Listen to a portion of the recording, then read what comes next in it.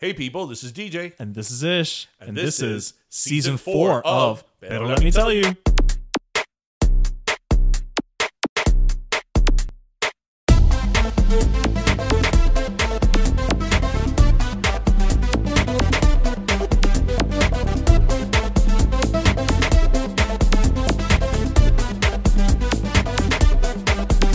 Erotic City. Like, you know how... Is it because of Britney? No. How, wait, why? Because Britney just loves Prince, and every time she posts, she's like got Prince music. I don't like Prince because of her. I like Prince because of my No, brother. no, yeah. But You know what's so funny? My brother, for being my brother, and you know how my brother Yes. is. Hi, listeners. Welcome. welcome to episode 177. We're still in the of 170s. Pero Let Me Tell You, the only podcast that let you know Paula Abdul likes croquetas de jamón. That was great, right? That was great. So, hi everybody. Happy Pero Friday. Happy Pero Friday, yes. Pero Friday. It's Friday once again. You know what I always want to say on Fridays? I don't know. Okay, you're gonna know this. I feel like I know it, but I don't know where you're going with it. Our listeners of our age will know this. Okay. All right. It's Friday night. And the mood is right. We're gonna have some fun. Show you how it's done. TGIF. That was a little jingle for the TGIF. Man, life was good when that's all we did, right? You knew from 8 to 10 where you were going to be that Friday. So 8 o'clock was Full House. 8:30 was Family Matters. 9 o'clock was Perfect Strangers, and 9:30 was Just the 10 of Us. See, and then when Just the 10 of Us got canceled, 9:30 was Step by Step. Was 9:30 Step by Step, or was 9:30 Perfect Strangers and 9 o'clock was Step by Step? You're right. Yes, I flipped them. Yeah, because I feel like Perfect Strangers was the more quote-unquote adult show, just because it didn't have children. Right. And then when Full House left the TGIF lineup to be on Tuesdays, then it was Family Matters at 8. Right. And then they added like dinosaurs. And, Right, and Boy Meets World came in and all that. Yeah. Different era. Different era, but I still watched it. Yeah, of course. Boy Meets World. I mean. To this day. Mr. Feeney is just... You know, I totally see Mr. Feeney differently now. Well, so listeners, what was your favorite TGIF show? Yeah. I mean, it's funny because thinking back on it now, in Boy Meets World, when Mr. Feeney, who was played by William Daniels, thank you. I was like, two first names. I was like, I know, where do I know him from? Like, I know, this is not He's the not first new. time I've seen him, right? But then, so obviously, my first main reference of him is as Mr. Feeney on Boy Meets World, and you know who doesn't love Mr. Feeney? Mr. Feeney, a communist, right? But then, and I've said it here in the podcast. Last year, I started watching St. Elsewhere. Like are you still watching it? I have 2 seasons to go, but I haven't watched it in a couple of months. Okay, right? But I'm not gonna give up on it. And I started watching St. Elsewhere on Amazon, which is a show. It's a hospital drama from the 80s. And it's on Hulu now, too. It's considered one of the greatest shows of all time. And William Daniels, Mr. Feeney, played Dr. Mark Craig. And in that show, he was such an asshole. He's the opposite of Feeney. The opposite of Feeney. He's not like, I'm going to kill people, asshole. But he was like demanding and like he was like chauvinistic, like terrible. He was even a little racist, right? Oh, no, not Feeney. And he won like a bunch of Emmys for that role. Oh, really? Yeah. Well, St. Elsewhere was like... Yeah, it was award-winning. Emmy bait, yeah. And now I see him as Mark Craig. I don't see him as Mr. Feeney. Really? Yeah, because I've been watching St. Elsewhere now. So it's more recent. Yeah, and man, he was quite the character. So, listeners, me, are we watching Squid Game? Are we not watching? So I haven't seen it yet, but I'm going to watch it. Okay. The reason I say the only reason. I know what it's about. And I think the concept sounds really cool. Right. Also, it's scary movie season, so for me, it fits perfectly. I don't like gore, right? And from everybody that I've heard that watched it, it's very gory. The only reason why I would watch it, and you and I have talked about this several times on the podcast, and off the podcast. We do speak when we're not recording. Yes, when the cameras are the microphones that off. it's we don't have shared experiences anymore. And this is one of them. This is one of them because it shows like a cultural phenomenon. Yeah. And then it's like a part of me, it's like, well, I don't want to miss out on it. I want to talk at the water cooler. Yeah, I don't want to, what is it? Mofo? FOMO. FOMO. No, FOMO. Mofo is motherfucker. I don't want to have FOMO, fear of missing out. Yeah. Because I feel that that's something that water cooler moments. But now we don't even have a water cooler because many of us are working from home. Well, but you want to know what's happening, what people are talking about on the Twitter. Right. Shall we say. On the Twitter. On the Twitter. Yes. So that's maybe why I would watch it. I haven't seen it yet. Although I did see Midnight Mass, which is another show that was trending on Netflix a couple weeks back. What's that show about? So I'm going to describe it, and it's not going to sell it. It's basically this guy who, after spending, I think it was like 4 years in jail for a drunken accident that resulted in a death, he has to go back to live with his parents in this small island off. I'm thinking it's like a New England island off the coast of the north up there somewhere. And the whole island centers around like the little old church and the priest, and the old priest went off on a trip and is supposed to come back, but in his place comes this young priest, and then things start to go completely sideways. But it's not gory at I mean, it has like one or two moments, but it's not gory. It's not even, I would say, scary. It's more like ambiance. I could do scary.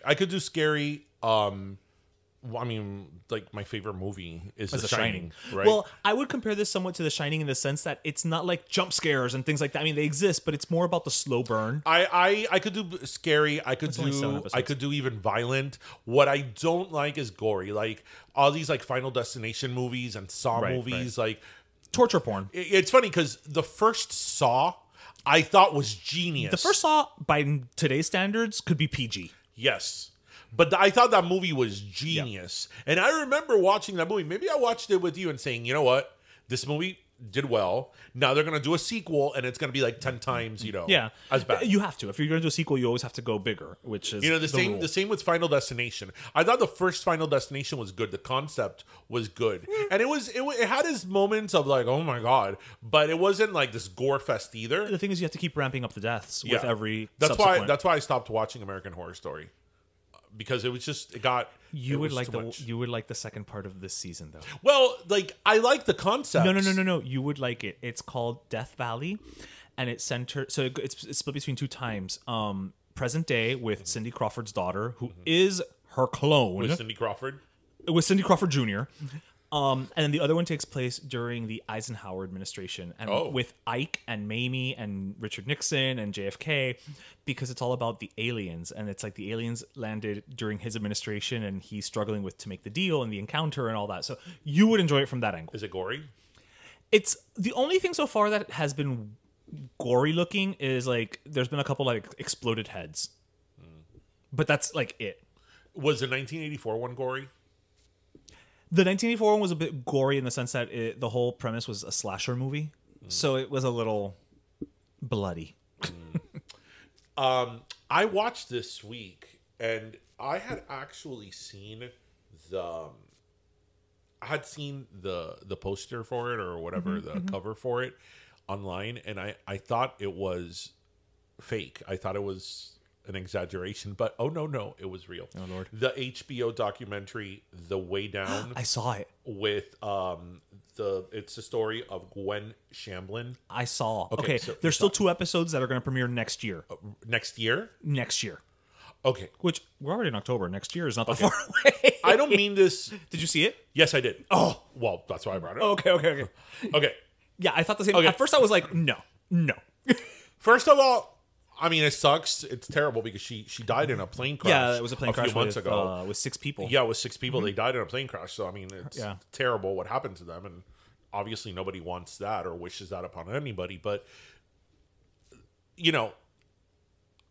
I'm not joking around. I don't understand how anybody can take somebody seriously with that hair. Wasn't it wonderful? Like, I don't even mean it to be facetious. I don't mean it like as a joke to be provocative. I can't take somebody seriously, especially who's talking about the things she's talking about in terms of faith and your life and like as a life coach and whatever. who has that hair, because I just don't understand it. Can I say so something? to our listeners? Oh, yeah. Explain The Way Down, yeah. So The Way Down is the story, which I imagine their plane crash was in May. It was April, May. like, So I yeah. imagine this was into production. Right, which I think is Before why she- I think the last 2 episodes have been pushed back, because I think Probably, they had to, probably. yeah. No, actually, I'm sure it was into production because there's a couple of people that spoke about her in present tense. True. Yes, Right. yes. So this story, The Way Down, about Gwen Shamblin. Gwen Shamblin. So Gwen Shamblin is this woman that she was around for like 20 some years, and she started doing these kind of like Lose weight with Jesus. Books. right. Like Jesus, if you believe in Jesus, you're gonna lose weight, and If you have a craving, pray instead. pray, that right? type of Bring thing. Jesus into your life, right. and it was all about like praying the food away instead of praying the gay away. Pray the fatness away, right? Do you think she did like praying to the oldies, like Right. Richard Simmons? Right. And then the thing is that her hair got bigger, and this is like a small white woman. Her hair got bigger and bigger and bigger and bigger. I am not kidding, people. Well, you know what they Look say. up what? The higher the hair, the closer to God. Well, it must be. Clearly. I mean, she and her hair, like, I don't understand the hair. Like, I just don't. Does she look in the mirror and think that She's like, this is the look. This is the look I'm going with. And then what I thought was fascinating was the whole thing. What was it? Bridgeport, Tennessee. I'm gonna say yes, but I don't remember the name. It's a town in Tennessee that it's like upper. Shreveport? No. It's like very affluent, and everybody Very. is like white and Christian, and they all dress the same. But when I mean they all dress the same, we're not talking about like when you see Mormons or stuff like that. These people are like more stylish, right? Yes and no, because what I was amazed by specifically with her is obviously, as all these ministries do, eventually she branches off and became like, I would say, I don't know about a millionaire, but she became very wealthy. Let's go with that. Her clothes looked cheap. Right, but what I'm saying is that they weren't wearing una bata de casa like these No, Mormon girls they're do not like, that. Right, they weren't like fundamentalists. Right, no. Right, They right. wore like gowns and stuff. See, stylish. Stylish in their own way, right?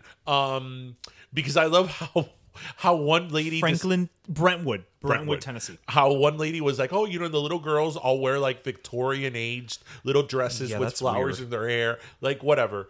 And it is like a cult. It really is like a cult. Well, it still is because it still exists. And I'm thinking, I just don't understand how somebody can fall into that so easily. And well, there's a lot of things I don't understand how people fall into things and believe things, especially after last year. But anyway, I just, again, the hair, amazing. the hair. I mean, I keep pointing the hair, people, because we'll you post have to pictures. see it. We'll post You pictures. have to see the hair. My favorite is when she was on Larry King. Because that hair looked like it was windswept and then windswept the other way When, mid-interview. in the 90s, she had big hair, but it was like 90s big hair. With Right. layers. Right. Right. It was like really big. It was even bigger than what big hair in the 90s was, but it was still passable, right? Right. By the time... Like with By her the hair end, even Dolly Parton would have been like, it's her too hair much. in the 90s would have been like, I se le fue she teased too much this morning. Right. But nothing like Alarming. But now in the 2000s, it's like but no, and in the documentary how it starts off that they show the scene of the plane crash and then you think it's one thing. Yeah. And then they switch to her deposition 2 years earlier and then they put her image and when I first saw it I was like, what? That was real? The picture of her I saw was real. So I mean, people, watch it. Yeah, check it out. It's Check it out. crazy. HBO's not paying us for this. No, at all. It's just one of these. It's a quick watch, and it's just you realize 3 episodes how so far, I think. crazy some people can be. You It's know, insane. It's insane. It's so funny. I had been wanting to bring it up to you, and I totally forgot about it. I saw it like 2 weeks ago. yeah. So my yeah, goodness. crazy. I wonder how much hairspray she used. Well, I mean, maybe that's just a gigantic hole over the ozone layer, like over her house. You know. Oh yeah. So let me ask you something. Dime. Has the state of Florida Department of Economic Opportunity sent you a bill or anything in recent weeks, recent months? Is this a trick question? It's not a trick question, but it's a segue into the next topic. Not that I know of. Should I?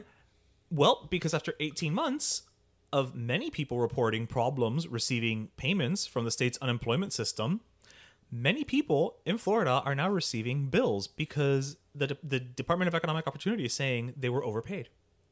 Oh, good luck getting that money. So now they're sending invoices and asking people to pay back. Well, I didn't fall for unemployment, so. Oh, okay. Yeah, you know. Okay. No, I know many people left and right, were like, well, if my business is down, let me get into it. What I find fascinating. Was that unemployment or like PPPO loans or? Unemployment. PPP. No, unemployment. Really? Unemployment. And what I find fascinating about this is something that we talked about way back when it was happening is these are people who, I mean, of course there's always un descarado left and right, but many of these people are saying like, listen, I was trying to get a hold of you to tell you that this had been done, but I could not get through on the phone. Oh, wait, I could not get through online. Okay, well, I could not get through because they were like, they're like, okay, fine, I owe you $1,000, but I told you that I will say this. I did file several people's unemployment claim, right? Oh, okay. Right. So I am familiar with the system. The process, yeah. Right. Yeah. And the little man walking in the queue on the computer. I'm very familiar with that. For months, it was impossible to get in touch with them. That impossible. Man walked, impossible. And then you would log on, and then you would wait like an hour for the little man to walk till the little end and say, "You're next," and then it would freeze. When you would log on, it would freeze. Oh, okay. Yeah. And then you couldn't call them. So yes, it was impossible to contact them. Completely impossible. Right. But now the state of Florida is just like, we don't care, it's your fault, pay us. To how many people? I don't know that they have an actual like number, like a final number. But hold on, I'm looking through it now. Yeah, it doesn't say how many. It just says that there's people who are starting to receive these letters. There's one guy who like owes $800. Okay, fine. But at the end of the day, if you were filing for unemployment, chances are you don't have those $800. No. Good luck getting that. So I mean, thoughts? I kind of want to just. It all depends. Like if somebody got overpaid, tens of thousands of dollars, which I doubt, right? That's one thing. Which I doubt. If somebody was getting, because even if I would have filed for unemployment, if I was getting deposited $3,000 every week, I would have been like, wait, that's too much. There's something wrong here, right? Right. But if you've been trying to tell them there's a problem, I mean, for all intents and purposes, like, what, it sucks, but that money's been spent. Granted, I get it. It was not yours to begin with, quote unquote, right? But you tried to do the right thing. You did, this person was contacting, and also the whole methodology and the whole thing of how they do unemployment, and then there was like the federal bonuses that they were giving or supplements to unemployment. Most people didn't really know how much. If you would get, let's say, that's true too, $675 a week, you weren't really sure how that number was calculated. Well, because this was also a situation that was out of the norm. Right. This was not your normal. Well, I got laid off and I filed for unemployment, and there was the COVID element, there was the national unemployment, there was the local unemployment, there's just so many elements, and yeah. So now these poor people are stuck. Welcome to Miami. Yes, all beaches to Florida. So, are we excited about the new James Bond movie? I'm nowhere near as excited as you are. But that's because you're the bigger Bond fan. So let's talk about Bond, because we talk about every other. So let me ask you something. Well, you and to our listeners, we're now transitioning into movies, into Bond. So as a casual viewer, okay, how do you see, like, what do you think of when you think of Bond? Or the Bond franchise or Bond movies? Do you have a favorite? Do you have a favorite era? I don't have a favorite era. Interesting. The only era I think I would say by default almost is my favorite era is Daniel Craig. And the only reason I would say that is actually because every time that they're playing one of his movies on BBC America, Jose will always leave it on. And I feel like I just always kind of catch it. Right. So that's the ones I'm most familiar with because of that, but not because necessarily I don't have anything against him as Bond, but I'm just saying it's not like I'm like, oh my god, he's the best Bond ever. It's just that's the one I. So as a casual viewer, I still kind of think of Pierce Brosnan. Okay, because the reason is, I'm trying to approach this because, for those of you who don't know, go in depth. I love Bond. People have Superman, people have Batman. I'm not into none of that stuff. I'm into James Bond. You're not into superheroes. You're into super spy. I'm into I'm into spy. The spy. The super spy. And so I imagine that I approach Bond like the same way. I mean, look, I love Star Wars. I'm a big fan of Star Wars. Yeah, but I don't know. But every time I say about me being a fan of Star Wars, I always say that with caution. There's an asterisk Because I'm not obsessed with Star Wars. Like I have Star Wars t-shirts. I have all the movies. I always watch all the movies when they come out. But I'm not like that Star Wars fan. Right. But I am that Bond fan. Yes, you are. Right?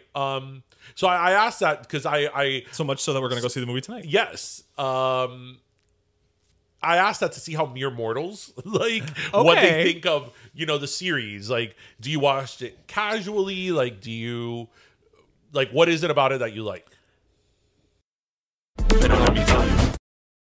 Hola, mi gente. It's National Hispanic Heritage Month, where we celebrate the contributions and influence of Hispanic Americans to the history, culture, and achievements of the United States. And this year, we're teaming up with Lay's to celebrate what makes us 100% American and 100% Latino. Flavors like limon, chile limon, and cheddar jalapeno celebrate the flavors we all know and love with that unmistakable Lay's quality. So grab your bag of Lay's limon, chile limon, or cheddar jalapeno this Hispanic Heritage Month and enjoy flavors that celebrate who we are. After all, we all know you gotta have Lay's. Pero do it con sabor.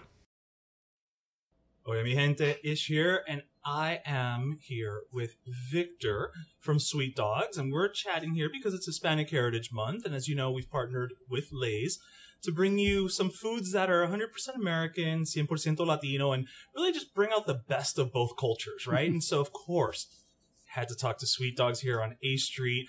I mean, you guys have been here for over 10 years now. And going on 10 years-ish, yeah. And all of your dogs, for the most part, have like a Latino, element to it, flair right? to it. That was the whole concept, exactly, of doing that. And like you said, Calle Ocho, you can't go wrong, No. Almost 10 years, and that was the whole concept of doing that when we wanted to go ahead and get this together. Not just your traditional, relish and kraut. We wanted to definitely, take care of business just like we did right now. Imagine plátano maduro and an egg. Oh my God, we just had the with Miami the Lay's dog, on top. And we put some jalapeno Lay's chips on it. Oh man, that was so good. Oh, you still got the other quarter. I'm saving a piece of it for later because I mean honestly, it's freaking delicious, is what it is. Awesome, man. But I'm happy you're happy. What inspired you though to do that? To say the God's honest truth is it's very simple.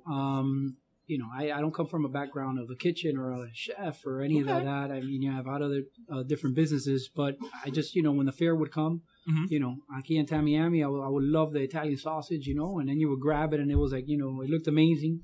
And then it was like stale. And then I said, if I ever do anything I'll do that. Then from traveling, Chicago, New York, Boston, everybody up north, that's what they have. Some good hot dog cities. Exactly. Yeah. They literally eat like, we do the rice and beans here. That's their gig. It's very American. Yeah. Very so I wanted to give it that flair, and thank God that's what we've done over here. So how did you settle on what has now got to be my favorite thing to ever put on a hot dog, which is the platanito, the sweet plantains. No, man, how it was did just you settle on that? You know how it is, just inventing. We got on the king, and we started inventing, putting stuff together. Exactly. I mean, it is what it is. Vamos a hablar claro, This is very true. This is very true. So, and the whole idea also was, to have all the 6 ingredients, and you have, a sweet savory, then a crunch also, maybe one sauce. Not overdo it with the sauces or overdo it, with a crunch. Right. And people are taking a good liking to it. Won't even put ketchup on it or anything. I mean, fair enough. If you just want to do a little mustard, I mean, we got mustard, deli mustard. You knock yourself out. But for the most part, everybody, they do their own thing. Yeah, and of course you also have a fried egg, which again, growing up, Latino, Cuban. When you put a fried egg on a burger, you put a fried egg on rice, you put a fried egg on everything. I'm pretty sure I put it on a waffle at one point, right? Fair enough. But you found a way to incorporate it into a hot dog. Yeah. And it works. You tell me. I cannot tell a lie. Yeah. it does. I don't have a word better than it works, and I wish I did because it's so damn good. Thanks, brother. Appreciate it. Not gonna lie. Yeah. As we were talking earlier, we made the hot dog, and the beauty of it is that you can kind of make it your own, right? Yeah. You can make it, and again, that's one of the things that we love about embracing our culture, Of course. right? As Hispanic Heritage Month continues, and we're really taking things that really show that we're part of both sides of the culture, right? 100%, definitely. 100% Americano, 100% Latino, just like Lay's does with their flavors, like their limon, like their jalapeno. It's really the coming together of those two cultures in a way that's unique. It's a nice blend. Still delicious. Yeah. I'll tell you that much. Hey, Victor, thank you so much for stopping by and chatting with us, man. And No, thank you for having me. Like I said, we got to do it again, Absolutely. So, oh, no. Give You're not me getting a rid ring, of me brother. now, my friend. You're not going to get rid of me. This is There now, you go. You're like down the street from me. You're not getting rid of me. No, I know. No, say, I don't know if that's a good thing or a bad thing, We'll find out. But what I do know is that, you know what? When you got to have Lay's, pero do it con sabor. Pero let me tell you. I mean, it's just a fun watch. You know what I mean? Like and again, I think it depends on the ones that you're watching, because when you've got I think anything pre Daniel Craig, it's science fiction almost compared to Daniel Craig. I mean, because Daniel Craig is, I believe, of all of them, perhaps the most grounded in reality. Him and Timothy Dalton. Okay, but I always forget about Timothy Dalton. No, Timothy Dalton. So here's I have a lot of opinions about Bond. And if you don't like Bond, this next segment will probably not be your favorite. You may want to fast forward at least 10 minutes. Well, I'm going to try to be briefer than that. But obviously, when you're talking about a franchise, every actor brings in a different style to the franchise, and particularly with Bond, because this is not like a superhero movie or even a Star Wars movie or a Star Trek movie it's more of an ensemble, right? True. This is all him. Like the actor who plays James Bond carries the whole movie. Yeah. Right? Yeah. Multiple movies. And each actor obviously defines an era. And it's interesting because when Pierce Brosnan got James Bond in the mid-90s for GoldenEye in 1995, I think that Pierce Brosnan is the epitome of James Bond in terms of how he looks in a suit. Yeah, well, when people think James Bond, he's very classy. They think right? Pierce, yeah. And it's interesting because looking on it now, his movies are not aging well. The Pierce Brosnan movies are not aging well, because the problem with the Pierce Brosnan movies is that the first one, GoldenEye, was in 95. So a lot of those movies were based on emerging technology at that time. Okay. So it looks because very it was the dated. mid-90s where technology was blowing up, the internet and all that was in its infancy insofar as popular culture, right? And a lot of it, you look at it now and it's like, oh my God, we're so they're not aging well. Right. And it's interesting because Pierce Brosnan, since when he came out, I was like a teenager, and then by the time he ended, I think I was in my early 20s or whatever. He was the Bond of you could say my formative years, if you will. Yeah, that's fair. And I thought he was great, and I knew Pierce Brosnan from Remington Steele. So you already had goodwill towards him, right? And Pierce Brosnan in Remington Steele, he was always wearing a tux, so this seemed like a very natural evolution, right? And I like his movies, but again, looking back on them, they're not aging well. Daniel Craig, when he got the franchise, I was like, who is this guy? And he's blonde. Bond is not blonde.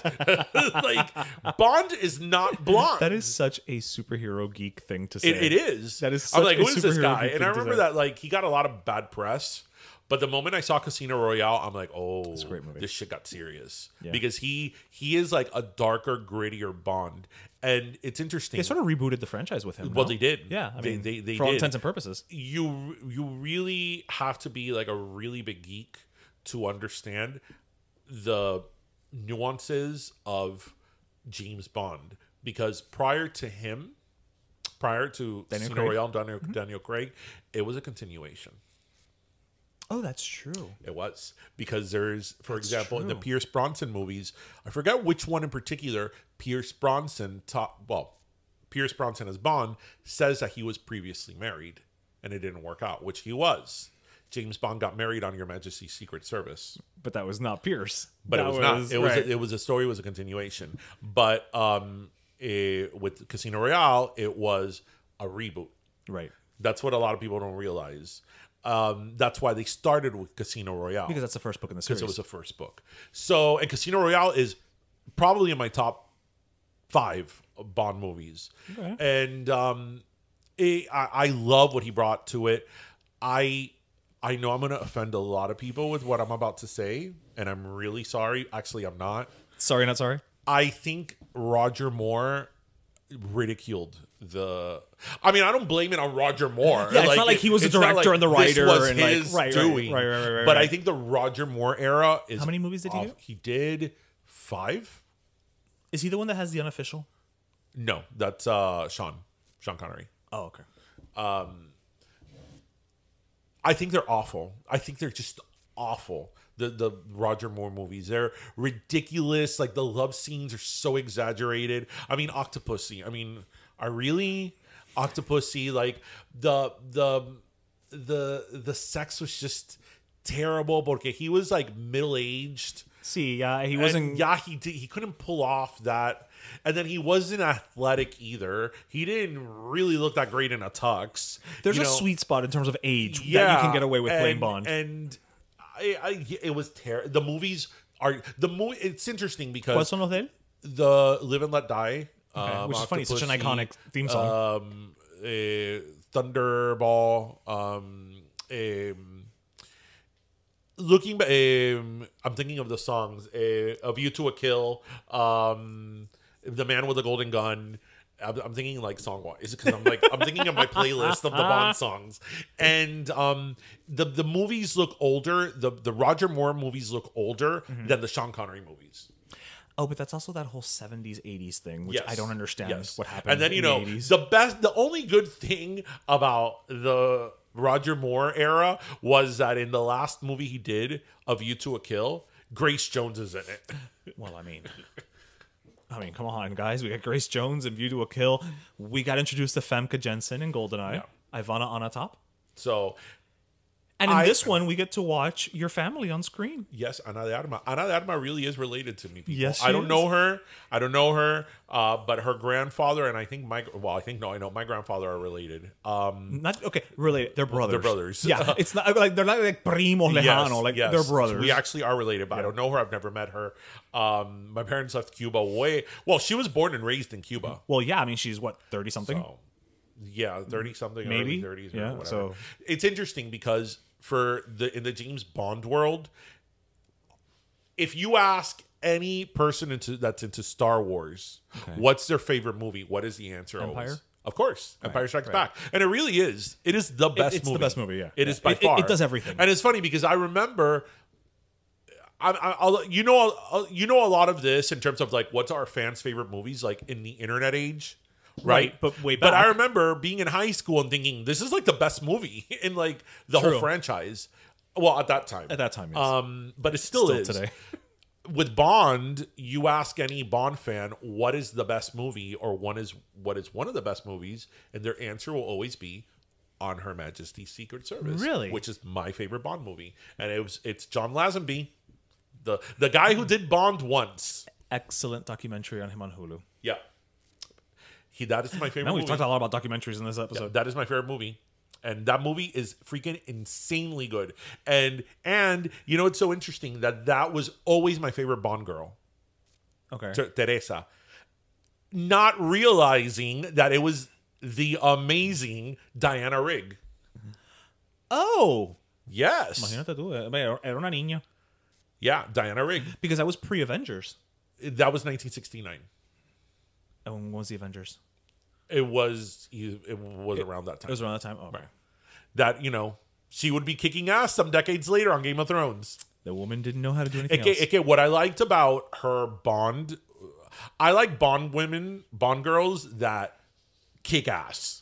I don't like James. No. The quote unquote love interest. Right. You like she kicked ass. Okay. And this was like early Bond. That's true. They were still damsel in distress. Yeah. Right. Yeah. And no, she was not that, She was one tough cookie. It's just that it's a great movie. It's a really good movie, and a lot of times it was one of these movies that initially the critical review was not great, and he did Bond only once, so people like wrote it off. But obviously, in retrospective reviews, it's up there. And he just decided he didn't want to do it anymore. Yeah, that was there's no story there really. It's just what's your favorite Bond song?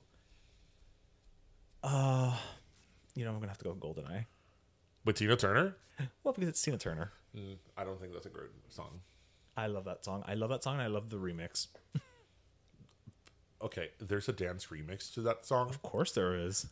Notice that I knew that it was a dance remix. Okay, Bond songs should not have a dance remix. This one is great. You'll listen to it later. You'll like it. You'll like it, I promise. Oh. I think my favorite Bond song is probably "The World Is Not Enough." Sheryl Crow? No, that's garbage. Sorry. No, Sheryl Crow's is like the worst Bond song. No, Sam Smith's is the worst. That is the worst. No, Sam Smith is not the worst. I think the worst Bond song, the second worst, or tied Bond song for worst, is, and it was such a disappointment, was the Bond song. I don't even know the name of it. I think it's called The King. The one with Alicia Keys and the White Stripes. And I forgot that was even a thing. I remember when they said that they were gonna do the Bond theme. Right. I was like, this is going to blow your mind. I totally forgot that even existed. Because it's Alicia Keys and the guy from the White Stripes. Jack White. Jack White. No. This is going to blow your mind. Actually, I take it back. My favorite Bond song is not "The World Is Not Enough." Nope. It is "You Know My Name." "You Know My Name" by Chris Cornell. Best Bond song. You know what? I'm gonna bump Tina to second, and I'm gonna go with that because "You Know My Name" is like freaking insanely especially good. the extended version. Okay, I was gonna say, is there a dance remix to that? No, but maybe there is. Chris Cornell should not be part of the Thunderpuss remix. Listen, anybody should be a Thunderpuss remix, and everybody should be able to dance. Well, I'm not disagreeing with that, but yeah. The extended version of that song is one day I will have my Bond themed party where I will make a grand entrance. Oh hell yeah, to the Bond theme, and we know who's gonna plan it. So I want ice sculptures. Esto lleva 20 y pico años ya que lo está diciendo que lo And vas I'm a gonna hacer. have it one day because you know why? You know why? Because Is it gonna be the same year you're gonna dress as Zangief? No, for Halloween? That's different. No. You know why? Because if I do my Bond party, I'm gonna do it right. I'm not gonna have some Mickey Mouse Bond party. You know? I agree. If you're gonna do it right. I agree. Right. I'm gonna do it. But I in have seen no forward movement. that I'm gonna do it in a hall. I'm gonna rent casino like crap tables. Okay. I want an ice sculpture of 007. I want to make a grand entrance. Like yes. Okay. Steph, empieza a sacar la cuenta. Yes. You know, I'm always very under the radar and I'm very low key and whatever. For that, I don't want to. Like, how would you do a subtle Bond party? Welcome to my subtle Bond party. I mean, like, that's taking the theme of being a spy to a whole other level. We're so deep undercover, it doesn't even look like a Bond party. Like a Bond party. Like, I want it all out. Like, I want, yeah. So. Listen, I encourage it. I say do it. Yeah, but it costs a lot of money. Oh, bueno, eso sí. Hay que arreglar la casa y, you know. I mean, like, you're a homeowner now. Yeah, Things take priority. La casa, yeah. y la hipoteca, y 401k. Start a GoFundMe. GoFundMe. Hi, GoFundMe. Hey, everybody. Forget those little kids that, those people that have cancer or have had terrible things happen to them. I want to throw my Bond a party. Bond party. Can you please? But it's going to be the greatest Bond party ever. Right. I mean, just because you give me money doesn't mean you're going to get invited, but I'll send you a picture. Like, I have, like, all these thoughts. Like, I would have to sit down with Stephanie. Like, I would want, like, for when you come into the hall, for there to be, like, a set, like, a little set to, like, look like an office, and somebody dressed up as Moneypenny is the one that lets you in. Oh, okay. So she's checking the guest list. Yes. Okay. But there's, like, a little set. Like, we're going to build a wall, damn it. We're going to build, like, it's going to look like a little office, right? It took Stephanie a long time to blow up the balloons. Right. It's going to take her twice as long to build all this carpentry that she's going to have to do. A miter saw. Yeah. But we know who has a miter saw. Well, it's true. We do know who has a miter saw. So you know what? We're halfway there. We are halfway.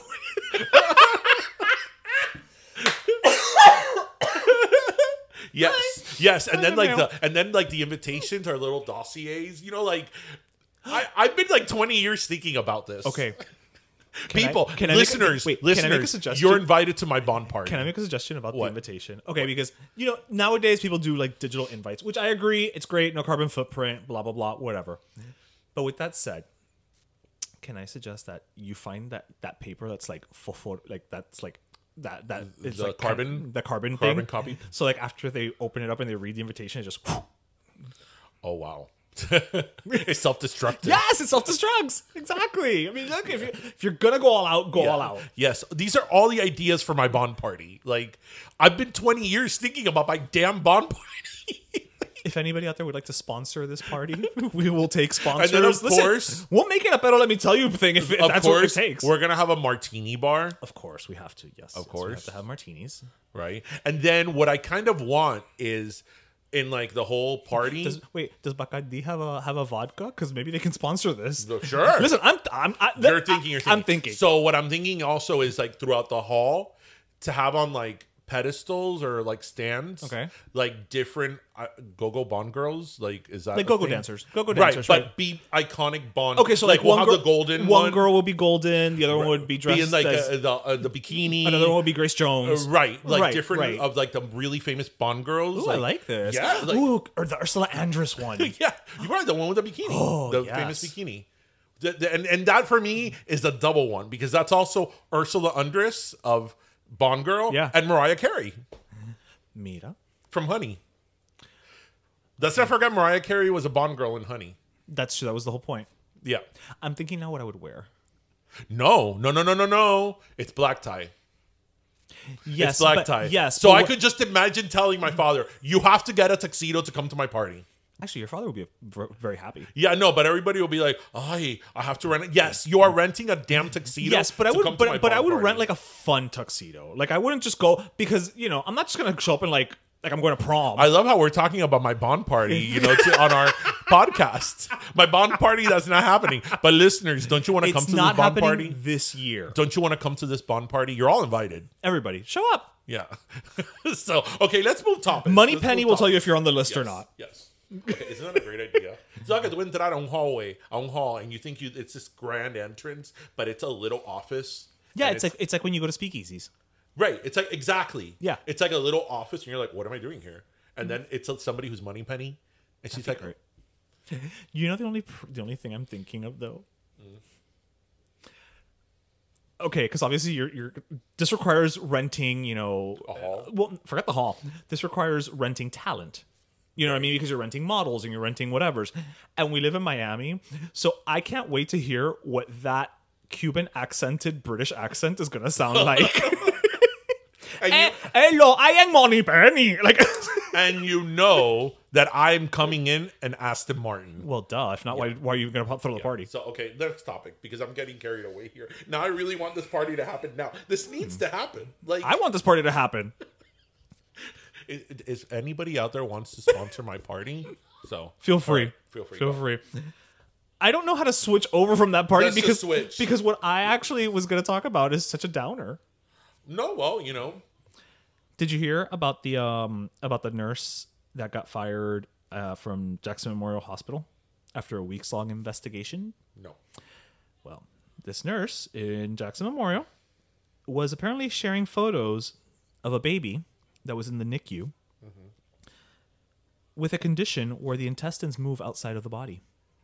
Oh my gosh. And this nurse, she was posting them on Instagram. She was posting them to her stories with captions like, "My night was going great, then boom." Then also the next caption is, "Your intestines supposed to be inside, not Are you outside, baby." serious? Yep, and she also included the hashtag, and I'm probably gonna pronounce this incorrect. Gastroschisis. It's the condition. That actually happens. That is a birth defect Yeah. that causes the baby's intestines to exit through a hole beside the belly button, causing the organs to be visible on the outside body. So, yeah, that's one of those only in Florida stories where I'm like, dude, why would... Okay, la gente... That's terrible. That's Like, terrible. what did you think? Did you think no one was going to find out? First of all, you're posting a picture of a baby. Let's start with that. Like, right? And it's not your kid. Okay? You're a nurse. That's a HIPAA violation. And on top of that... And it showed the baby's face. I mean, I'm assuming. I mean, at that age, I couldn't tell one baby from another, to be honest with you. But you know, it's like, you know, what did you think? Like, people were just gonna be like, ha ha ha ha ha, how funny, you know? Like, what the fuck is wrong with you? That's terrible. That's awful. What a horrible human being. I mean, I can't. What a horrible human being. Wow. I'm thinking maybe the parents could sue her. Well, I was actually gonna ask you about that. The only thing I can think of is like negligent infliction of emotional distress. Is it a HIPAA violation? Well, yeah, right, but that's the parents don't have standing to sue on a HIPAA violation. No. Oh, it would be the baby. No, it would be like the hospital and all that. Well, she lost her employment, so Yeah. So she's been taking care of her. It's terrible. That's awful. And it's awful because when you first said that, I don't know why I assumed, this is me being naive, that she posted it for like thoughts and prayers, like, oh, pray for. Okay, you know. yeah, like poor baby. Right. Oh, That's no. not naive. That's actually that's a very sweet reason to think that she was doing Oh it. no! To like make fun and ridicule this newborn. Yeah, life. with this condition that. Oh, what an awful human being! She's not coming to my bond party. No, she's not invited. And another person who's not invited is and I got this from our friend Billy Corbin. He posted this. Florida man sues hospital. I would say Joe Carollo's not invited, but Joe Carollo will probably shut down my bond party. How great would that be, though? Can you imagine to be like... No, you know, that would not be great. Okay.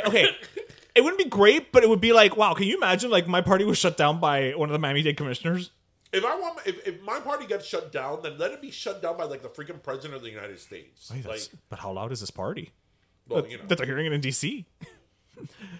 But no, so Billy Corbin posted this thing. There's a Florida man sues hospital to treat wife dying of COVID with ivermectin and quote-unquote no ventilators. Director of Institute for Bioethics and Health Policy says, and this is the only reason I brought it up, quote, you may as well swing a dead chicken over your head at midnight and hope that works. Wait, he sued for what? So the guy, this Florida man in Palm Beach, it's a Palm Beach County hospital, is suing the hospital because the hospital will not treat his wife. She's not vaccinated? I'm assuming. He wants her treated with the ivermectin, the horse dewormer thing, and without ventilators. Oh, so the lay person is going to do the medical correct. diagnosis and medical Correct. plan of the patient? Right. He is suing so that they treat his wife how he with the medical course of action that he wishes. Why can't I be on those juries? I mean, does he have any? And let me preface this. This is where I'm going with this. I know you're looking at me already like with tremendo side eye. No. Let me finish. When you have to make medical decisions for the other person, you can if I don't know what state she's in, but let's say when you're making you're the power of attorney, let's say, or whatever. You can deny certain treatment. You're making medical decisions of those that are offered to you. So he could say no ventilator. Because if they tell him your wife needs to be put on a ventilator or she's going to die, that's a good question. I'm not sure if being put on a ventilator would fall under I can never say the word resuscitation. Okay, resuscitation. I'm not sure if that would fall under it because that's a very like slippery definition of it. But when you deny like something like a blood transfusion or something like that, because it's based usually on religious reasons, it's decisions that you're making that are offered to you on a standard of care. On the standard of care. Everyone is given this option. Right, on the standard of care that is a standard that is... It's the standard of the medical profession or the medical field or of a doctor of that specialty. I.e., this is what we do in these cases. This is what we do, right? You can make that decision or not if you have the power of attorney or you have the legal mechanisms to do that. Okay. Right? But you, Mr. Layperson, who probably did your research on Facebook, Well, let's talk about that in a minute. Who did your research on Facebook and Google?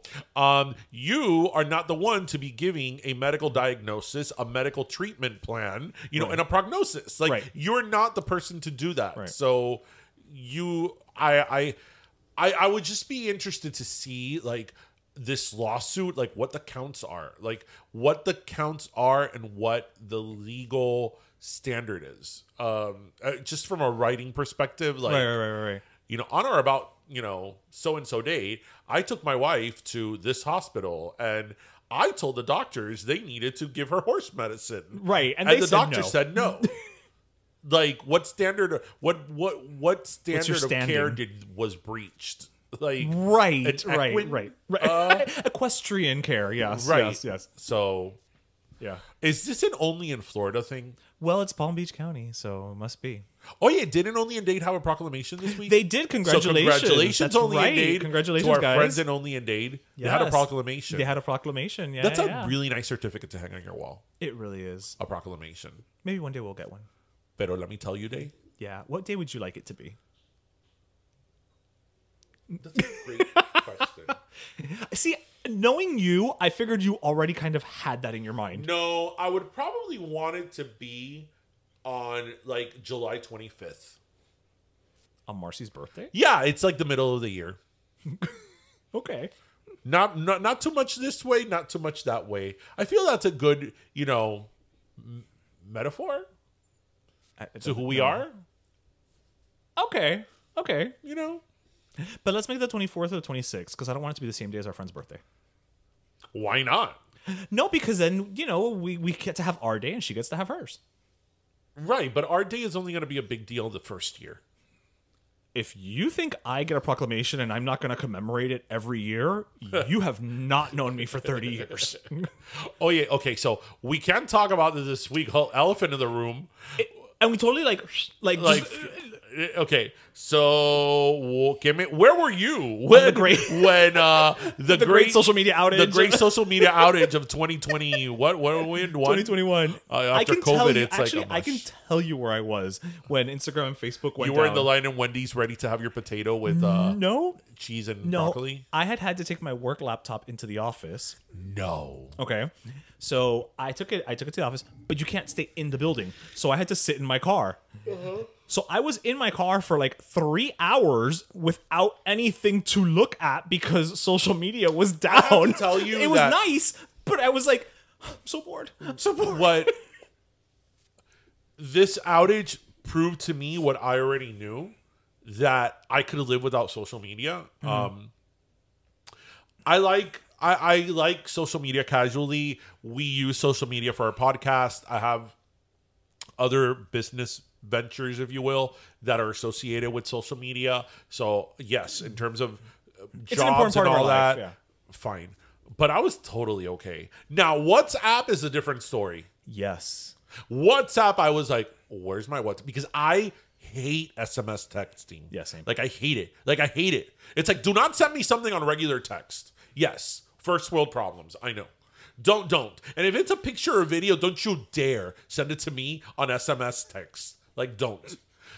Yeah, for texting. Yeah. For texting, I did miss WhatsApp, but Instagram and Facebook. Oh my god, please. Well, you're not even on Facebook. I've never been on Facebook, and you heard the whole thing with on 60 Minutes, the whistleblower of Facebook. But she didn't say anything that we didn't know. Right? I know. And yet I love whenever these things come out like that was it last year that there was a documentary and people were just like, oh my god, I didn't know. I'm like, you didn't know? This goes with the whole Facebook thing. There's willful ignorance. This goes with what we were talking a little while ago about the lady with the big hair, Gwen Shamplin. Right. Okay. Don't people know by now that everything you see on Facebook, unless it's a picture of somebody you know, right, it's like modified, fake or exaggerated or modified, especially things that are political in nature. Don't you know that? I mean, it hasn't been a secret. No, because everybody looks to... Again, remember, we've inculcated ourselves in these bubbles where we just get a loop back of whatever we want to hear. Do you remember last year or the year before last, whenever, when the whole thing with the kids in the cages happened under the Trump administration, that this meme went around of Bill Clinton signing the Flores Act, right? I remember. Yes. Right. Okay. Of Bill Clinton signing the Flores Act, which wasn't even signed by him. It was signed by, it was really enacted under the George Bush administration, but whatever. Facts don't matter. And this meme went around of Bill Clinton signing the alleged Flores Act. And people were passing it around like hotcakes. Right. And it was a Getty Images. And it actually said Getty Images. It had a watermark. Because it was like a very standard picture of him at the Resolute desk in the Oval generic Office picture. signing a document, right? It was a very stock picture. Yeah, generic which is president picture. What it was. Right. And somebody took that. Modified it. Like, I feel that meme in particular was probably started by somebody on purpose. And it was like, I'm going to fuck people and I'm going to even leave the Getty Images watermark. Like, I'm not going to make any attempt to make this legitimate. But the thing is that leaving the Getty image watermark makes it legitimate. Oh, because now they think that it's a real picture. Correct. Right. That's actually even more legitimizing. Right. That's the way they're going to spin it. Right. Right. Because if it's a stock photo, it must be true. Right. Getty Images isn't going to have Right. it if it's fake. So all these people in call centers are that attractive and that happy? I've worked in a call center. It's not that way. Because I always love, so have I, and I always love not. when people are like, oh, call your customer service department. And it's all these like young, like very good looking people with like snazzy haircuts. Yeah, like and I'm fresh looking. Yeah. And I'm like, nobody in a call center Has looks ever like looked like that. Ever. In the history of call centers. Yes. These people have never existed. Never. They've never existed in a call center. I don't care who you are, what you say. I don't care if you bring me proof of your time in a call center. It was never like that. Yeah. And people ate that up. So I don't understand, because you know what? Say what you will about mainstream news, ABC, NBC, CBS, that it exaggerates things, but their stories are based on some type of fact. They're vetted. Right? They're vetted. They're vetted, if Now, nothing else. Do they have a bias? Maybe. Do they report on something, on certain topics too much? Yes. Do they not report on other things? Yes. Right. But it's not like these things are fiction. Right. They're not making things up out of whole cloth. Right. Right. And the stuff on Facebook, it's like There's no vetting. It's not vetted. And yeah. then that's, I always give the story of a time a few years back that I was in the car with my parents and my dad was like, Se murió Don Francisco. And I was like, what? Because, the day did they that knock on yes, wood, knock on wood, that Don Francisco parts this when world. we get to that moment. In many, many, many, many years, we will have a national day of mourning. It's true. You want a national day of mourning? Right. Wait for it. And I was like, really? And I quickly put his name on Google. Right. And check and hit news, and nothing came up. Right. And I go to my dad. What did you find again? He's like, no, que se murió Don Francisco. And I'm like, did you look that up on Facebook? Did you find that on Facebook? Right. And he's like, yeah. How did you know? And I'm like, right, because he didn't die. That's fake news. That really is. That fake really is news. fake news. Yeah. And he's like, pero cómo se va a hacer mentira si está en Facebook? And I'm like, oh dear God. Yeah. User generated content is not news. Oh my God. I can't. Also, how many people get like death hoaxes all the time? So why did Facebook and all these things fall down? I'm like say fall down. Like When will we fall down? I don't know. I know they had to have given an explanation, but that's like the white side of me. But I love Toad the Wet Sprocket. Oh, I'm like, oh yeah, that's one of those bands that you love that I know exists, but I don't know I know like maybe the one single.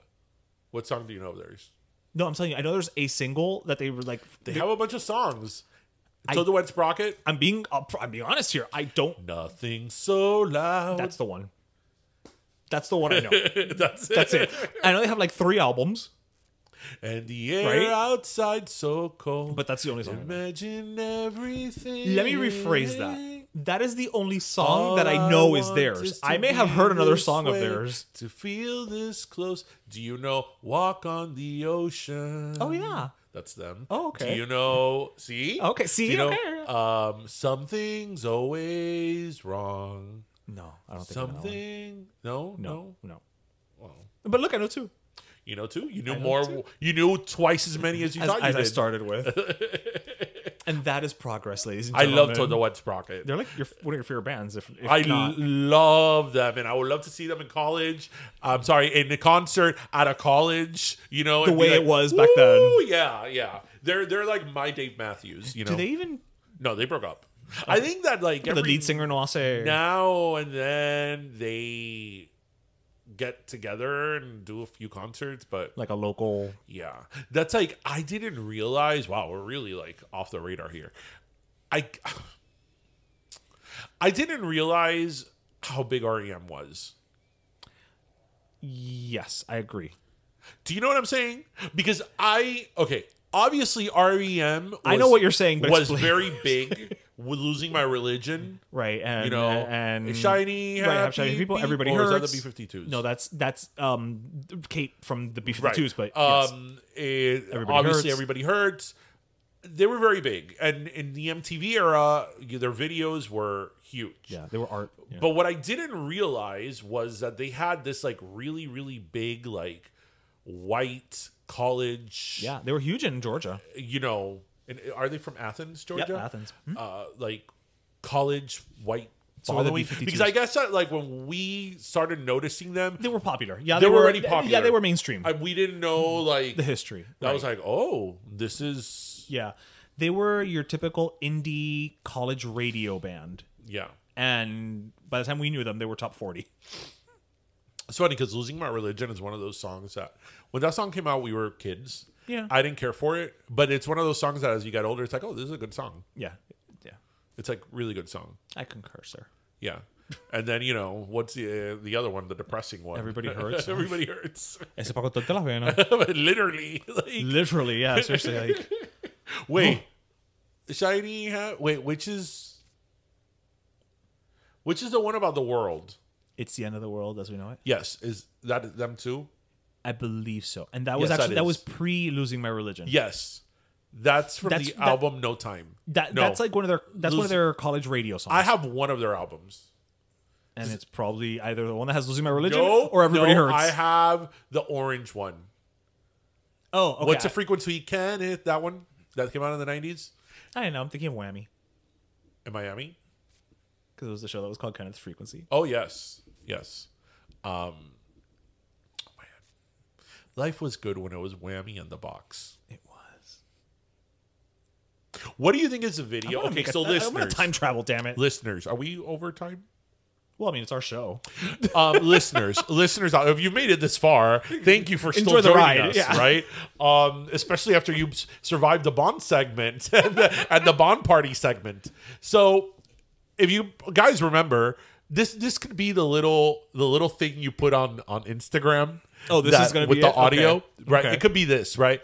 Remember when the box was like really when like it was very popular in Yes. like the late 90s, especially. Remember that when Ricky Martin's Maria came out, And it overtook Maria our was lives. on for like It might still months. Then it was Tony Braxton, Unbreak My Heart, Then- which was on for months. And then My Heart Will Go On came Went out, on. and then it was just on. Like when you would turn on the box, it was just that was the only video playing. Oh, and I would always say like, okay, so I want to watch My Heart Will Go On, but it's always on. So when I turn it on and it's on, on. Why do I request it? why do I keep requesting it? It's there. It's like, there. Just wait. It'll go. Yeah. Wait, no, you didn't have to wait. It was always on. That's true. Well, the great thing about the box, though, I will say, is that I discovered a lot of music that I generally would have not Yes. discovered and been exposed to. A lot of Latin rock. Like a Moñoñón. A lot. And let's be honest, Shakira. Shakira. Because Shakira's first She out. came out. Ojos, not Ojos Así. Pies de Calzo. Pies de No, Calzo, no, yeah. no. Her ¿Dónde first están los album. ladrones? No, which is Pies de Pies de Calzo. Calzos are the one with Estoy aquí yeah. queriendo. That was her first breakthrough. Ahogándome entre fotos y cuadernos, entre cosas y recuerdos que no puedo. Go, wow, I pulled that one You off. really did. I was waiting for it. That like her, like that's when I first saw her. Yeah. Mira, Latin rock, European pop. There was so many things that we discovered because of the box. Paradiso, Paradiso. Minerva. Minerva. Do you know that Estoy llorando. Fangoria redid that song? Llorando por ti. recently. By Minerva. Yes. And I was like, okay, if Fangoria is redoing that song, then it must have made a very big impact in Spain. Yeah. Mili was another one that, like, from Puerto Rico that, Yes. you know. Giselle. Which one was Giselle? The one who sang Olvídalo, Perdóname with... Wait, the Meremburi Girls. The Meremburi Girls. Come on. How do we... Listeners, do you How can remember we the forget Meremburi the Girls? Meremburi Girls? You can ring my bell. I wonder what they're up to today. You know what? They probably wanted to make them the next expose, and it just didn't happen. You know what? I would bet $10 that one of our listeners is a former Meremburi girl. Or knows somebody that was a Meremburi girl. Yeah. So Meremburi Girls, if I'm you're pretty out sure. there, We this wanna could hear also from be you. our second little thing that we put on Instagram. But listeners, like, weren't you listening to the box? I mean, it was freaking awesome. It was on demand before on demand was a thing. Yeah. It's just it the just demand cost you. for certain songs was just demanding. Yeah, the problem is that your on demand was everybody's. Yeah. We all had to sit through what you wanted. I would think about that. Like, I'm like, this would be like a great science experiment, like social experiment. Mm-hmm. If I am calling to request this song in this video, Mm-hmm. and the song in video is always on, why do I keep requesting it? Like, why do people keep requesting it? That's a really good question. Yeah. Or maybe it's just the same person over and over again requesting it to lock up the TV. Yeah. No, it was $1.79 per call. You don't know. Maybe it was somebody who just really did not want I to mean, see por un café por un helado. no. And I remember that the video of Maria that they played of Ricky Martin was not like the good video. Like that. There was two videos. It was two versions. The first version was which is the one they played a lot, was the one that he was in like a concert. It was like a concert footage. And his hair was still longish. Yes. But then the second version was like the international version, which was like in black and white. And I think it was shot in Paris. It had much more. Oh, La Copa de la Vida was another one that when it came out, it was like, oh my God, like day and night. And great song. But there's a Great limit. song. But there's a limit. Great song. Yeah. I'm sure My Heart Will Go On is still playing somewhere. Well, you know the whole thing of like with the way that TV frequencies work.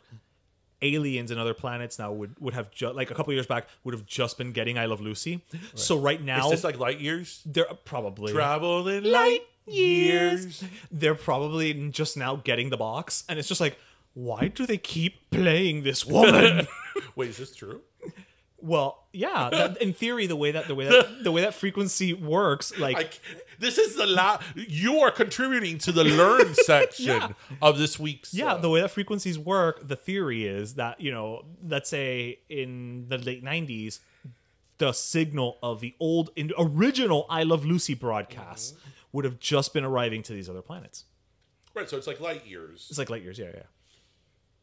So My Heart Will Go On can be playing somewhere. Can still be playing somewhere in this galaxy. I'm not gonna hate on it. You know why? I'm not gonna hate on it. Because she is the best singer in all the Look, I'm not gonna worlds. hate on it. And call me what you want. Say what you want. I actually like that song. It's a beautiful song. I just don't need to hear it for 24 hours for a month. What did you get more sick of? I Will Always Love You or My Heart Will Go On? I have a very good answer to that. I'm going to go with My Heart Will Go On because I think My Heart Will Go On probably was played longer. Because, again, the phenomenon that was Titanic, even as much as they played The Bodyguard. The Bodyguard. Yeah. So you make a good point because as big as My Heart Will, I Will Always Love You was, there were other songs from that soundtrack. Right. Whereas Titanic, it was it. That was it. You weren't getting Jack's theme on the radio. But My Heart Will Go On, I did not get sick of it because when that song came out, I was much older. Right. And, when I Will Always Love You came out, I was like a little teenager. If even, was I a teenager yet? Or barely. And I've always loved music and I've always been into CDs and all that stuff. And I, from a very early age, realized that when I really like a song, I don't listen to it. And I don't. That's my smart. favorite songs, like my favorite songs that I love aren't even in like my playlists. You only take them out when you take out the special occasion comforter? Exactly. Right. We're tying it back. I don't like to listen to them because I don't like to lose the unique, like, I don't know. The love. You don't want Love. to. I feel that way. I feel that way about "Angel" by Sarah McLachlan, which is not even one of my favorite songs, but that it's song very pretty. It's very emotional. So it's Yeah. like I don't need to hear this song, and I don't mean it in a bad way. It puts you in a headspace you don't need to be in. And now I think of abused puppies. Exactly. I really don't want to be in that headspace. Yes. Yeah, I don't want to hear about puppies being abused. Yeah. No. But My Heart Will Go On was quite. And then, remember that what happened with that song was that it was what it was. And then they started playing it with clips of the movie, with audio of the movie. So then that lived for like another 25 years. And I don't know if you remember, like, you have to have a really good memory to do this. It was so popular, the one with like the clips of the movie, Yes. that then there was like a second version of it. Oh, that I don't remember. But yeah, by that time, it was like it was on the following end. year, So by that time, listen, Titanic is the only movie I've seen in multiple countries. Really? I saw Titanic in Spain and in Canada and in the United States. Okay, on us. Yep. Because during its run, which was about 20 years, Right. we went to Madrid, Right. and they were playing it in Madrid, Right. and we saw it in Spanish, and it was dubbed, and it was like Jacques Rosa, Jacques Rosa, and I was like, oh my god, ay Jacques, eres un boludo, Jacques. No, that's Argentina. Whatever. Rosa. Yes. And I saw it in Canada, as one does, in Toronto, at the Eaton Center. Was it just them going like, "Hey, what's this ship a boot?" No. And Titanic, I saw in the theater. Well, you hate Titanic. I do.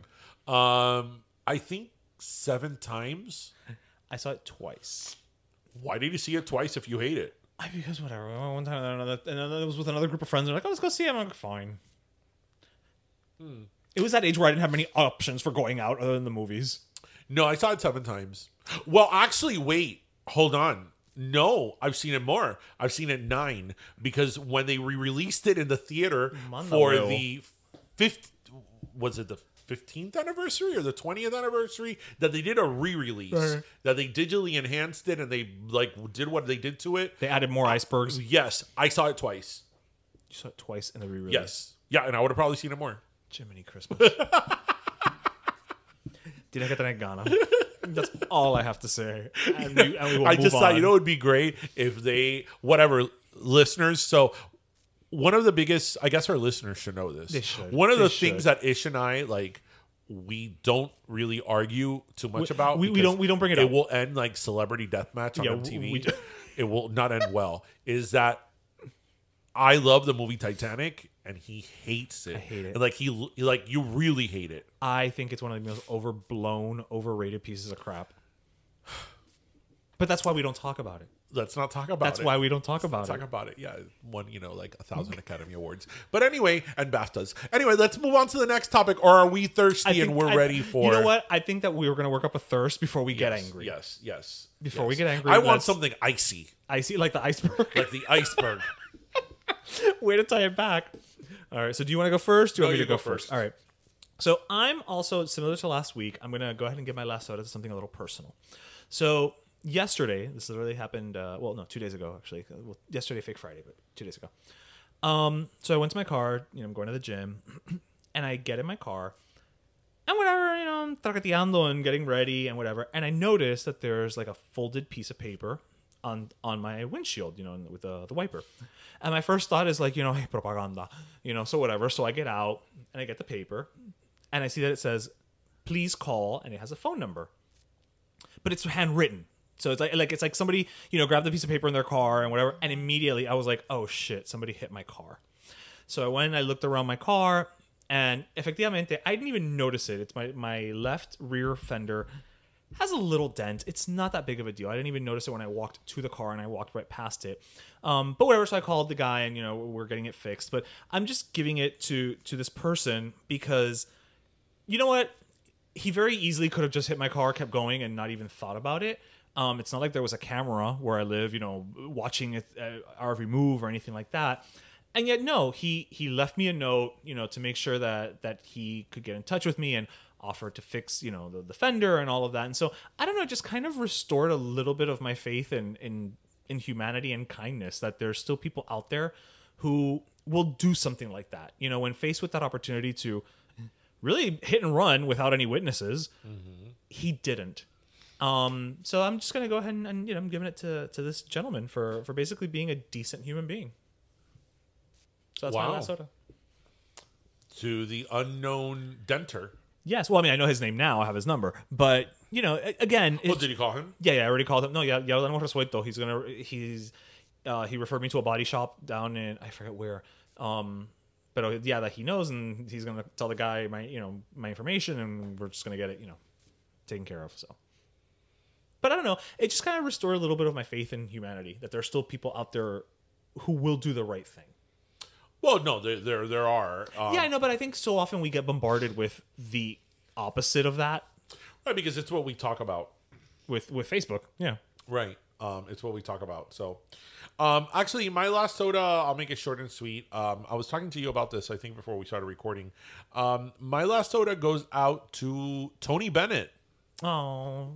So I saw an interview of him this week with Anderson Cooper, and his Alzheimer's it's pretty advanced insofar that it's and you he's can in tell his 90s. he's not mostly there anymore. But in the interview, it's quite remarkable that when they start playing music, like, he becomes alive again. Like, it's Tony Bennett. He's on. And but I think the bigger picture is that I think it's really neat that we were able to witness for so many years, for all of our lifetime basically, the career of such a gifted and such a great legend, right? Because so many times like, we think of like Elvis Presley and like all these icons and legends that were before our time, right? And way before our time, and we're like, oh wow, imagine that person when they were active recording artists, prime, or whatever. And we got to, I mean, I've never seen Tony Bennett live, but we were part of that. Like, we could say, oh, I remember when Tony Bennett sang with Lady Gaga, and I remember when he did MTV Unplugged. I was gonna say, he had Unplugged, and all that, and because he is gonna be one of those legends, like the Rat Pack, Frank Sinatra. I don't think he's had any like controversies that I can think of either. So he's somebody who's just been a performer. Like, I'm here, I'm performing, and no bad press, shall we say. And it's so interesting because, like, I've always thought that, like, jazz is such an interesting, I love, who doesn't love jazz? Yeah. But it's such America's an interesting genre of music because, like, somebody like Tony Bennett, it's not somebody that has like this great range, you know what I mean? Right. You could even say the same thing about Frank Sinatra. And sí no podía cantar. I mean, it's not like he had this like great voice, but it's just they had like this innate like musicality in them and tone and stuff like that was just perfect for what they were doing. And what is it that they do? What are they? What? They're crooners. A crooner, yes. It's one of your favorite things. One of my favorite things. In my next lifetime, I'm going to be a crooner. I want to be Michael Bublé. I've always told you, if we're going on, like, everybody's always like, when you're like, oh, I wish I could be this singer. Right. I wish I could be this performer. Oh my God, I would love to dance like this person. I was like, no, if I could be anyone, it'd be Michael Bublé.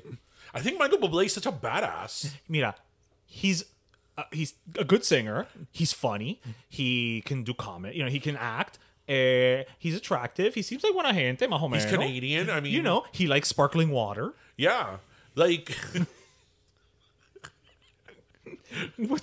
I remember I saw Michael Bublé at the Detroit Masonic Temple in 2005.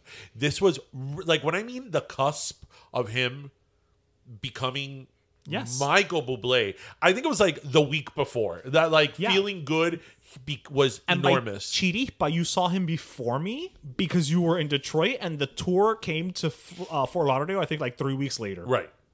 and because when I say that, it was like the week before he became like a superstar. I really think it was like the week before because it was at the Detroit Masonic Temple. Like, they let us go up to the, it's like a theater. But so like, you could put your hand on the stage. It was like the Parker Playhouse type of situation. Yeah. Like, you could go, you were like literally up. You could put your chin and your hands like on the stage. Yeah, you can't do that. And he was like freaking amazing. And I'm like, I freaking love this guy. You're welcome. Yes, I first heard and saw Michael Bublé because of you. Yes. But yeah, I would either want to be Michael Bublé or like Usher. Wow, that's such different sides of the spectrum there. No, but I would probably want to be Michael Bublé. He's a crooner. Like, who doesn't want to be a crooner? It's true. Michael Bublé's not really a dancer, so there's a little less pressure. As what? He's not a dancer, so there's a little less pressure. Yeah, all you have to go out is and be cool. Entertain people. Just be cool. Just be cool. You know, like there's an expectation with Usher that he's gonna dance. Yeah, Usher has to like bring the house down. Right, on top of everything else. Yes. You know, so Michael Bublé just goes out in a suit and sings "Feeling Good," and you know, everybody good. melts, and everybody's. Why do I feel there's somebody that we know that does not like Michael Bublé? But anyway, I'm sure if we think about it. Anyway, well, let's end it there. Yes, Mom. Ended on Michael Bublé, episode 177. Wow. What we started with and what we ended with. Isn't that just our way? Yeah. So anyway, we hope everybody listened, laughed, and learned. And as always, grab your croqueta, your pastelito, and your cafecito. And thank you for joining us, everybody. Have a great weekend. Pero Friday. Have a great one. Yes. Cuídense, mi gente. Bye. Pero Let Me Tell You is co-hosted by Darian Borges and Ismaeliano, produced by Ismaeliano, and our theme, Pero Let Me Tell You Freestyle, is composed by Michael Angelo Lomlaplex, the official gay guy. And don't forget to subscribe and leave us a review on iTunes.